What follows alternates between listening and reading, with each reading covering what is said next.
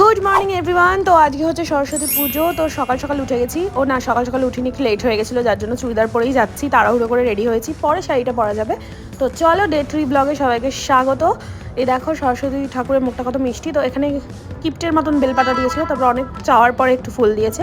আর এখানে এই চুটকি মার্কা দুটো কুল নিয়ে আমরা মারামারি করছি। তোমরা কারা সরস্বতী পুজোর আগে কুল খেয়েছো কমেন্টে জানাও তো।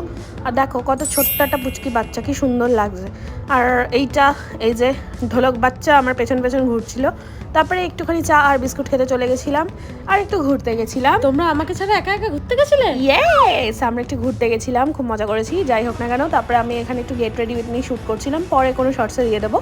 তারপরে এই দেখো পাপি গুড়িয়ার মতন এখানে ওকেও দেখতে লাগছে, ওটাই দেখাচ্ছিলাম।